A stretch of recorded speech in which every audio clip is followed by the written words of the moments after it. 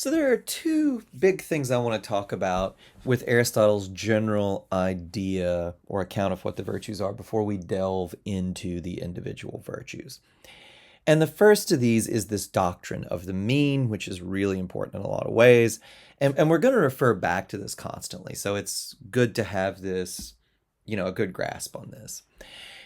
And the second, which we're not going to refer to as much, but will be important, and I'll talk about in the next lecture, is this doctrine of the unity of the virtues.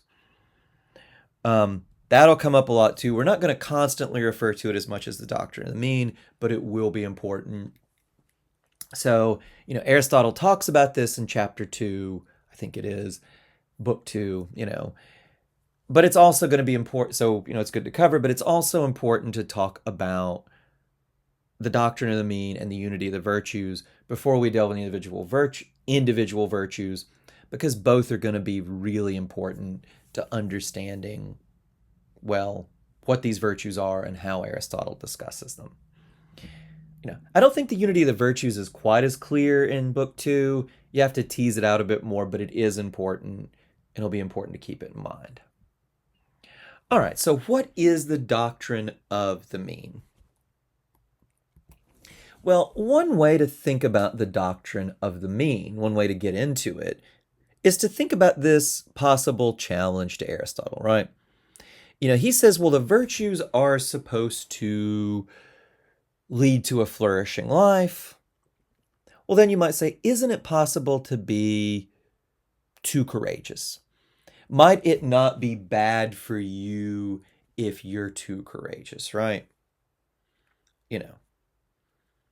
The guy who starts a bar fight and gets hurt or killed over something stupid, well, might he not have been better off if he hadn't been so courageous, if he was a little bit more afraid of danger? Sorry. Come up with your own example. I have a cousin. I never knew this guy. My uncle talked a lot about him, this was him. And my uncle always used him as an example of being too brave, right? Or the line between brave and stupid, which we'll come back to. This was on this side of the family we generally didn't talk about much, but when we did, we talked about it in this way, right? There's also being too generous, maybe, right? Think about someone who gives some family member, he helps them out when he shouldn't, right? We can think about this. Sometimes people might just have a lazy family member and they give money that they would use better for their own purposes to this family member who's lazy. Or, people have family members who struggle with addiction. The person who gives money to somebody who's addicted, that might be bad both for the person who gives and the person who's addicted. You might say, well, wouldn't it be better for everybody, if Aunt Joan or whoever wasn't as generous, right? Or, isn't she too generous? Isn't that bad for her? Might that not even be bad for the person she gives to? Well, the doctrine of the mean is at least partially a way to answer this challenge. And so Aristotle will say, okay, look, the virtue, true virtue, is usually, it's not clear whether he thinks always or usually. I think usually is maybe a little more plausible. Virtue is usually a mean between two opposed vices, one of excess and another of deficiency. And he talks about courage being a mean between the vice of rashness and the, excess being too willing to face danger, and cowardice, deficiency, not being willing enough. True virtue is between these two. It's not either of them. And Aristotle will say, look, people we say are too brave are not really brave. They're actually rash. The guy who's willing to face physical injury, if not death, for some like insult that somebody in a bar threw off to him is not courageous. He's rash. Now, one thing to note too here, the talk of the doctrine of the mean is a little bit confusing because you hear a mean, you think of just an average, you think of something smack in the middle, right? That's not what Aristotle has in mind. He actually is quite clear that the virtue is usually much closer to one of the opposed vices than the other. So which is courage closer to, you think? Rashness or cowardice? Well, closer to rashness, right? And when talking about the mean, there's two things to think about. One is just the way, the virtue might just look more like one opposed vice than the other. Courage just looks more like rashness than it does cowardice.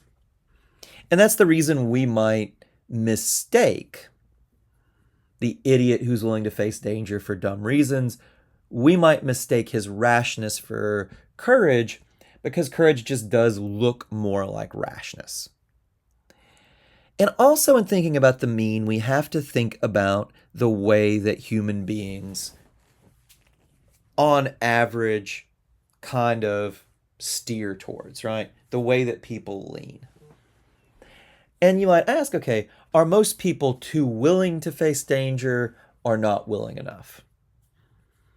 Most of us would say, it goes back and forth, but most people, if they veer in one direction, it's toward being too unwilling to face danger. If you've ever shot a gun and the sights are slightly off, if it shoots high and to the left, you aim low and to the right, to compensate. If you've ever driven a car where the steering is out of alignment, gosh, my uncle had a lot of these. I had a lot of experience with this. If this god-awful 70s like Plymouth monstrosity veers to the left, you steer a bit to the right to compensate, right? Aristotle would say human nature is the same way. If by nature we incline one way, we steer in the opposite way to compensate. If most of us are too unwilling to face danger, then we aim a bit more toward rashness. Think about generosity. Generosity probably looks more like being too willing to give. So that might be why we mistake the person who's too giving. That's not really a virtue, it's a vice. But we'll often mistake that for generosity because it looks more like it, right?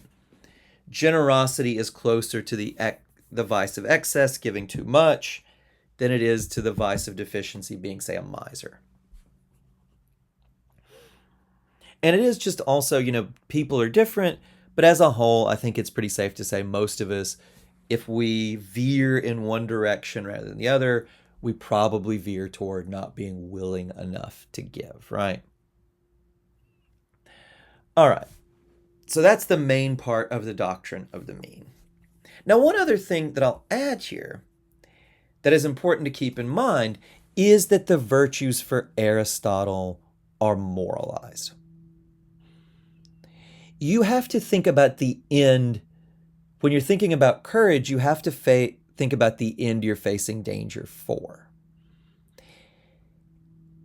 If you refuse to face danger for a good end, that is cowardice. But if you face danger for a trivial end, that is not courage, that is rashness. The end has to be worth the danger you are subjecting yourself to. I mean, think of it this way, right? If somebody looks out her window and she sees, the neighbor's vicious dog attacking somebody who's walking down the street, and she picks up a stick or pepper spray and runs the dog off with it at risk to being injured herself, we would say that is courage, right? Saving another person from being mauled or killed by a dog is a good reason to, face danger yourself, right? If she looks out her window and the neighbor's vicious dog is loose again and, it's digging up her flower beds, well, that would not be as good a reason to face danger if she went out with a stick or pepper spray to chase the dog off so it didn't dig up the roses or whatever at risk to her own personal safety. That is not as worthwhile. Aristotle would say that's rash. Even if you really like your flowers, or if you're growing crops, you really like your zucchini, it's not worth risking your life or being hurt to keep the dog from doing that, right? Call animal control, get them to take it away. Don't risk your personal safety and your life for that. That is rashness. And Aristotle, I think that's pretty plausible, right? The end matters in whether it's courage or rashness. But Aristotle will go pretty far with this. And this will give him an answer to Kant's challenge that courage can be misused, right?